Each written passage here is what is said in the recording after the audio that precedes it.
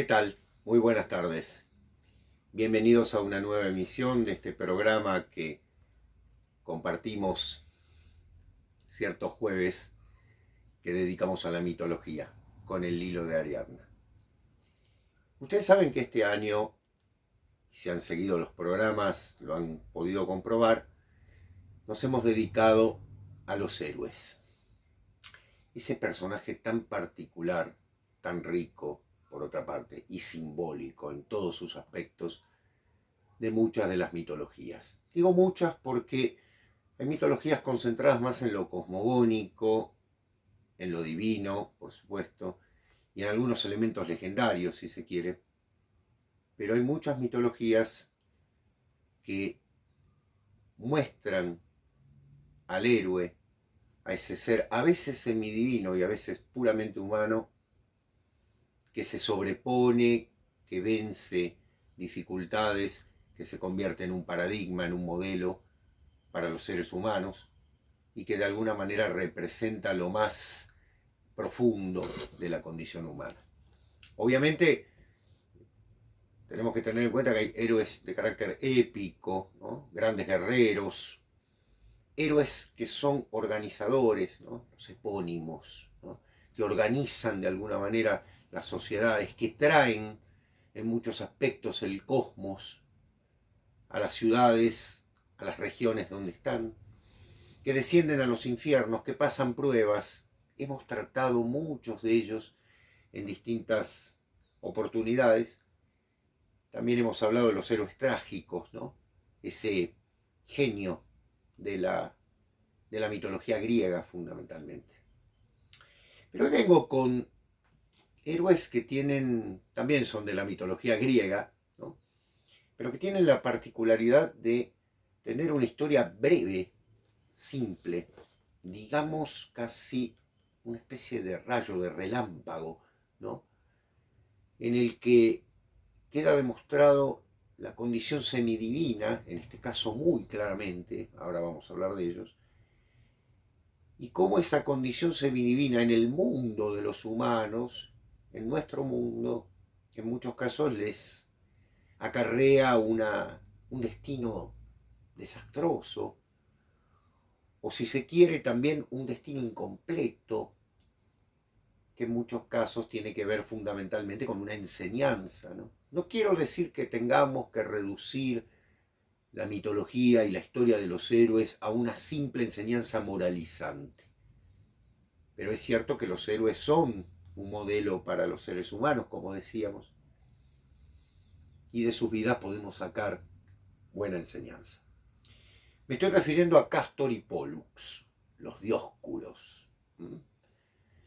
La raíz curios hace referencia a señorío también, y Dios es la misma raíz de Zeus, ¿no es cierto? O sea, serían podríamos decir, los reyes que descienden de Zeus, y es que son hijos de Zeus. Castor y Pólux son hijos de Zeus y de Leda. Leda, que era la esposa de Tindario, un rey espartano, un rey de la zona de la Arcadia, del Peloponeso. Sí, también la Arcadia está en el Peloponeso, pero bueno, en este caso un rey importante, previo a las guerras de Troya, estamos hablando previamente a todos esos hechos. Se canta en la Ilíada algo de la suerte de Castor y Pólux a través del Fénix y demás. Pero vamos directamente a la historia, vamos directamente, si ustedes quieren, a la leyenda, ¿no?, que rodea a estos héroes. Leda era esposa de Tindario, y una noche Zeus se aparece, convertido en cisne, y yace con Leda, y esa misma noche Leda luego yace con su esposo Tindario. Con lo cual queda encinta de ambos y va a dar a luz 4 hijos, 2 hijas y 2 hijos. 2 con la simiente del dios y 2 con la simiente del rey. De la simiente del dios son Pólux y Helena. y de la simiente de Tindario son Cástor y Clitemnestra. ¿En qué se nota esto? En que han nacido, según una versión, de 2 huevos. Porque Leda, entiéndanlo bien, no es que tiene huevos, sino que sus hijos son puestos por ella en huevos, al estilo órfico, ya que una de las versiones del mito dice que para yacer con Zeus convertido en cisne, Leda se convierte en oca. Y después vamos a ver el simbolismo, ¿sí? Por ahora, tomemos la historia así como está, por más increíble que nos parezca. Y esos huevos son depositados en la cima del monte Taygeto, monte terrible, ¿no?, para la historia espartana, desde donde se arrojaba a los niños con deformidades que no eran aceptados por esa sociedad tan particular como era la sociedad espartana, y nacerán de distintos huevos 2 hijos, varón y hembra en cada uno de ellos. Pólux y Helena son los divinos, Cástor y Clitemnestra son los puramente humanos. Piensen ustedes en la belleza de Helena, una belleza que tiende a lo sublime y que va a llevar a una historia que todos conocemos, ¿no?, a la trágica historia de la guerra de Troya. Clitemnestra también tendrá lo suyo, va a ser la esposa nada menos que de Agamenón, y que luego va a llevar adelante la venganza, ¿no?, con Agamenón. Pero Cástor y Pólux son 2 hermanos unidos, muy unidos, a pesar de su origen, diríamos, medio hermanos, ¿no?, en este sentido, surgidos del mismo vientre, pero con simientes diferentes. Eso lleva igualmente a una fraternidad enorme. No se los ve jamás, al menos no hay versión, enfrentarse entre sí, sino todo lo contrario, parecer a cada momento unidos como una misma versión. Bellezas complementarias, diríamos, si se quiere. El mito de ambos hermanos los va a encontrar unidos de tal forma que vamos a reducir a 3 grandes historias, 3 grandes momentos sus breves vidas, porque van a morir jóvenes, ¿sí? En este sentido son casi un modelo del héroe posterior que va a ser tomado por el romanticismo, ¿no? Primero, las luchas contra Teseo. Primera versión. Ustedes saben que Teseo, otro gran héroe, ateniense el hombre, en una de sus cantidad de aventuras, se une a Pirito para buscar desde el fondo de los infiernos a Perséfone. Infierno, recuerden, Hades, ¿no?, el submundo, el inframundo, por decirlo de una manera. Pero Teseo tiene raptada en ese momento, y miren que no llevó una guerra, llevó simplemente un conflicto, a Helena, otra vez, ¿no? Helena, pobrecita, se la pasó raptada. Yo digo, muy bonita, pero paga, ¿no? A veces la belleza tiene esos castigos, ¿no? Una persona enormemente bella produce también una enorme atracción y conflictos constantes. Cástor y Pólux salen a recuperar a su hermana, la liberan de la región del Ática donde se encuentra encerrada, y al liberar a Helena, aprovechan y raptan a la madre de Teseo, Etra, ¿no?, que tiene un mito muy breve, ¿sí?, apenas aparece, y aprovechan para sacar al hijo de Teseo, que estaba en ese momento en el trono, mientras el padre estaba llevando adelante esta empresa terrible del descenso al Hades, y poner a Menesteo en el trono, que era un pretendiente contrario a Teseo en el trono del Ática de Atenas. Fíjense ustedes cómo es, muchos de los estudios historiográficos, incluso sociológicos, claro, se pueden hacer un verdadero banquete con esto, ¿no?, porque las internas políticas, las internas del momento pueden ser explicadas mitológicamente a partir de la intervención de una fuerza exterior. Son espartanos, no lo olvidemos. Y para la historia de Atenas, Esparta va a ser luego su gran enemiga y el elemento de conflicto y a la vez de admiración, ¿no? Pensemos en Platón, la enorme admiración que siente por La sociedad espartana, como muchos atenienses, ¿no? En el momento. Frente a la democracia devenían demagogia, en cierto modo, Esparta parece una sociedad equilibrada, ¿no? Parece una sociedad firme. Así que siempre hubo esa mirada crítica. Y aquí, en el mito, se ve claramente.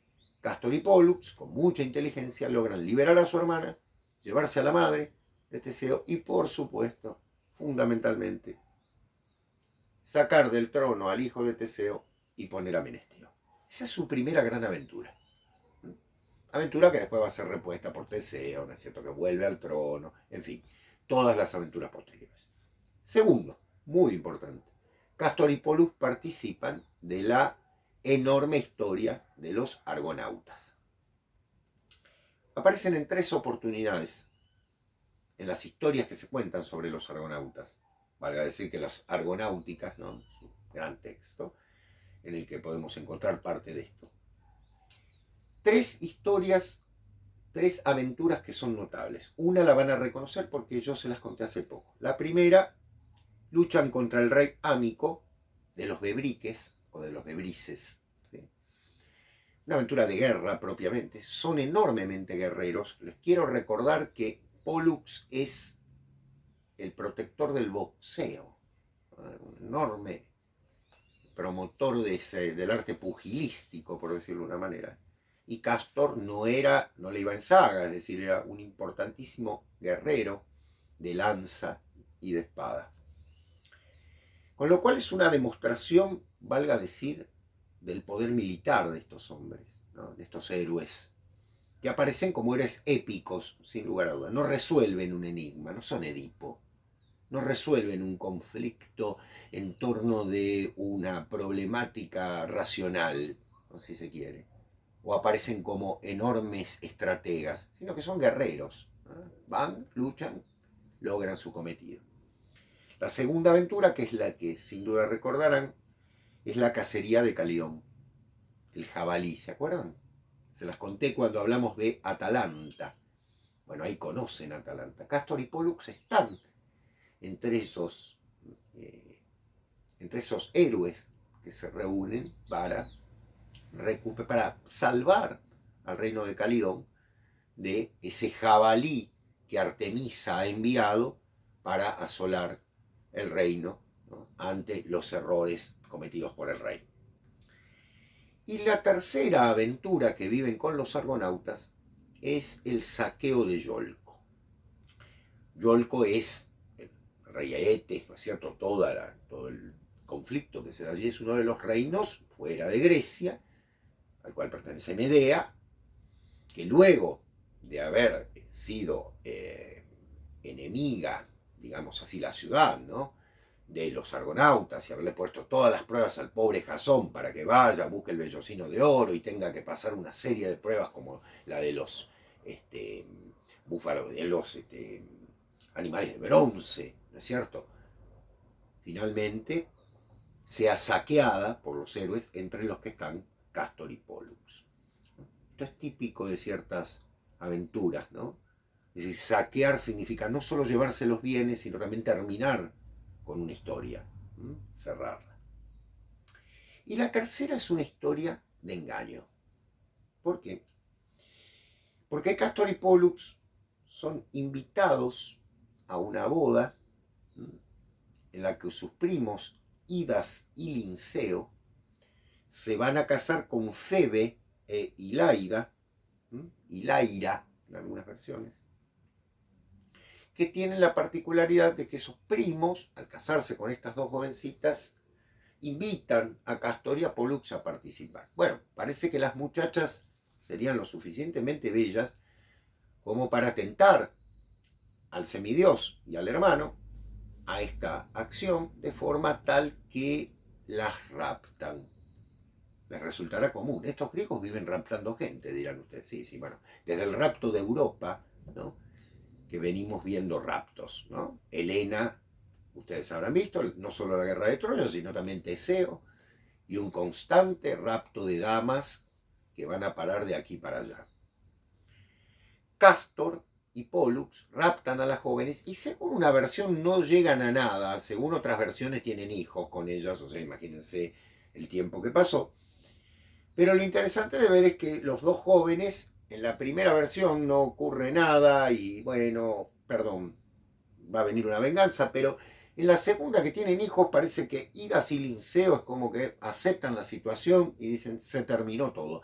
Pero en la primera, donde no ocurre nada, pero las han raptado, van en busca de estas dos jóvenes y se enfrentan. Y ahí viene el tema. ¿Cuál es el tema fundamental? Que Castor y Pollux tienen que enfrentarse a Idas y a Linceo. Y obviamente, se imaginarán ustedes, en este final fácil de entender, hay un muerto de cada lado. Es decir, Castor muere a manos de Idas y Linceo muere a manos de Pollux. O sea, muere uno de cada lado. Pero ¿qué ocurre? Esa muerte, ¿no?, a medias, o sea, muere el humano de los dos hermanos, ¿no?, y Linceo muere a manos de Pollux, que es el hermano semidivino, produce lo siguiente. Castor es humano, no lo olviden. ¿Dónde va a parar? ¿A dónde termina su existencia? En el Hades. Interviene Zeus. Mata a Idas, a quien había matado a Castor. Perdón si se están haciendo mucho lío, ¿eh? Vamos de nuevo. Zeus interviene y mata a Idas, que era el que había asesinado a Castor, y rapta a Pollux y lo lleva al cielo. Fíjense qué final tan particular. Pero no termina allí la cosa. Fíjense la fidelidad y la fraternidad como mensaje. Pollux se niega a ir al cielo sin su hermano, sin Castor. Al ser llevado al cielo, Pollux no acepta tal imposición de Zeus y le pide a Zeus que su hermano, correr la misma suerte que su hermano, es decir, estar allá o estar acá. Entonces viene la solución salomónica, porque tomada una medida por un dios, esto es interesante observar, es decir, ya se ha tomado una medida, no la puede negar, pero la puede interpretar. Nietzsche no inventó nada, era un gran helenista, ¿no? Entonces la interpretación está en la misma esencia, en el ADN propio de los griegos, ¿no? ¿Qué interpreta Zeus? Interpreta lo siguiente. Bien, Castor y Pollux van a estar juntos, pero ni absolutamente en el cielo ni absolutamente en el inframundo, en el Hades, sino ciertos días de la semana, un día en el cielo, un día en el Hades, un día alternadamente, un día en el cielo, un día en el Hades. Perséfone, me dirán ustedes. Sí, claro, Perséfone, que está unos meses en el otoño y en el invierno conviviendo con Hades, y luego Demeter, que ha rogado, ¿no?, por ella, retorna la joven, ¿no?, y con ella viene la primavera y el verano, que se trae la vida. Bueno, acá pasa algo parecido, pero en los días. Y ustedes dirán, ¿por qué? ¿Qué tiene que ver? Los días faustos y los días infaustos. Los días en que están en el cielo y los días que están en el inframundo. Porque el equilibrio de fuerzas no es la eliminación del mal, sino el saber equilibrar el bien y el mal que rige a los seres humanos. En todo esto hay una concepción fundamentalmente metafísica, sí, valga decirlo, trascendente, pero también de carácter ético. Es decir, para los griegos nada escapa de lo ético.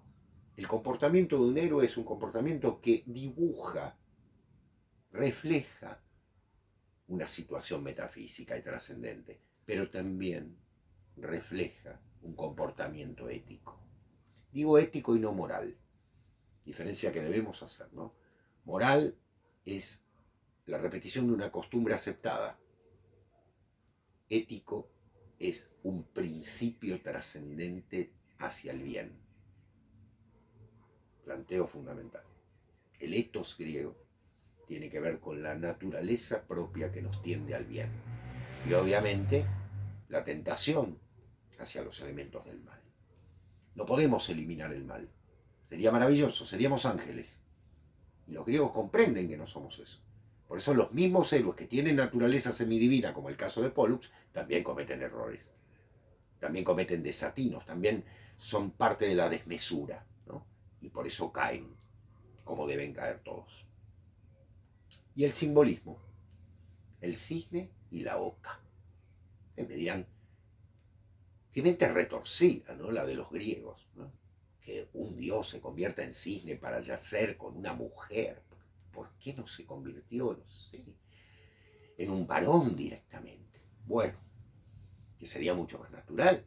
Y a la vez ella convertida, que sería lo natural, ¿no? Y ella a su vez convertida en oca, según ciertas versiones. Bien. El cisne ya no es decididamente el animal, sino más bien el símbolo que está actuando. Es un símbolo de luz. El cisne blanco es el símbolo, en muchos casos, de lo divino, de la luz trascendente, complementado por el cisne negro, que tanto dio que hablar Aristóteles. No hay cisnes negros, sí que los hay, por supuesto, y que plantea la luz y sombra constante de todo conocimiento. Es decir, en el fondo, la irradiación, la emanación de la luz, la emanación de la divinidad, tiene también su contraparte, que es necesaria. ¿Ven cómo el bien, el mal, la luz, la sombra están presentes constantemente? Y el cisne, que siempre se planteó su canto, ¿no?, como un elemento fundamental, tiene un carácter poético. No hace falta más que pensar en los poemas que le dedica Rubén Darío, otro helenófilo de fines del siglo XIX y comienzo del siglo XX, para pensar en el valor simbólico, pero también en el valor que tiene desde el punto de vista de la tradición apolínea, donde nace Apolo durante 7 días, ya que nace al 7º día del mes. Los cisnes rodean la isla, nadando en manera circular, es decir, con todo un mensaje en torno de lo oracular, ¿sí? Es decir, un elemento del círculo perfecto, el círculo hermético, diría alguien. También ustedes estarán pensando en el cisne que Lohengrin, en la tradición nórdica, monta en su historia. Sí, por supuesto. Ya nos ocuparemos de Lohengrin en algún momento. Y Leda es la oca. ¿Qué es la oca? Bueno, es interesante ver que la oca aparece como un animal que en realidad es un avatar o una transformación del cisne. Es la parte femenina, ¿sí? Es la contraparte. Pero no contra en el sentido de lo opuesto, sino de lo complementario, porque aquí viene algo fundamental. Zeus convertido en cisne, Leda convertida en oca, pueden unirse y se están convirtiendo en la totalidad. Lo que para los griegos era la divinidad hermafrodita. Y ahora viene un tema. ¿Qué da a luz Leda? Bueno, en realidad, ¿qué pone Leda? Porque pone 2 huevos, ¿no es cierto? ¿Qué pone Leda en esos huevos? En uno, un héroe y una dama. Y en el otro, un héroe y una dama. O sea, un varón y una mujer, un varón y una mujer. Otra vez, en esos huevos, que luego los órficos convertirán en elemento de culto, incluso hay templos a Castor y Pollux en Grecia, los nombra el mismo Pausanias en su descripción de Grecia, está el concepto de lo hermafrodita como elemento fusionante de ambas energías. La energía divina y la energía divina femenina, la masculina y la femenina, sumándose. Castor y Pólux, Helena y Clitemnestra son los elementos complementarios, formando lo femenino y masculino. Pólux y Helena, lo divino.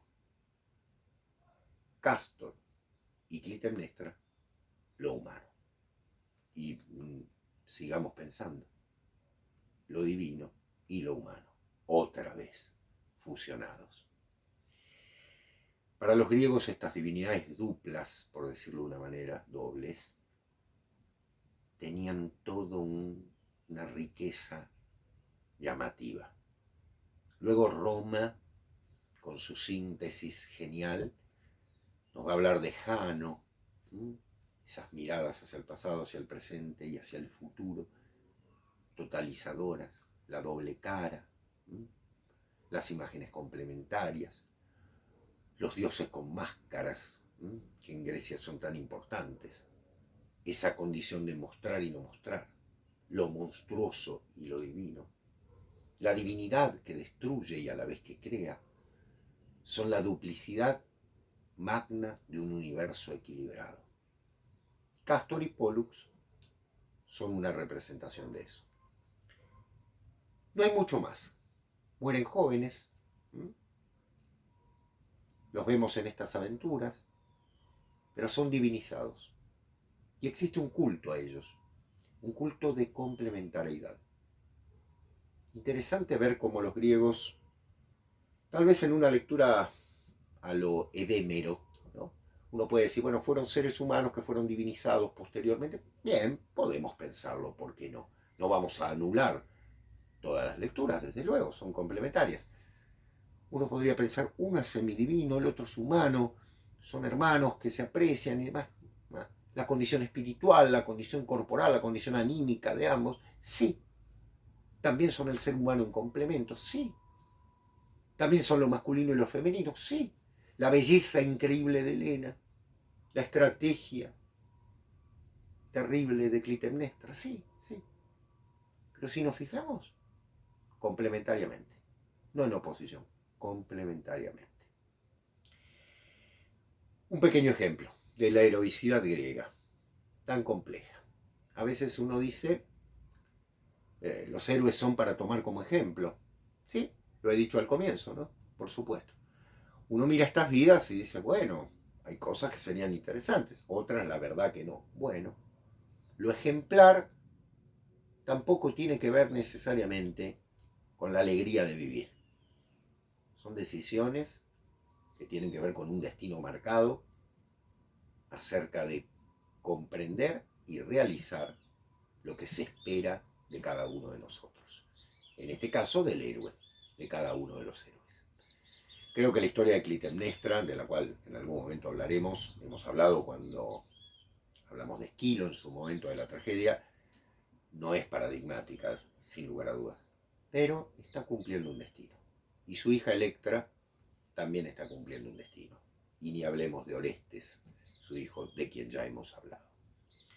Bien, espero que haya sido agradable, espero que sea al menos entretenido, como decía algún conductor de televisión. Seguiremos trabajando con los mitos.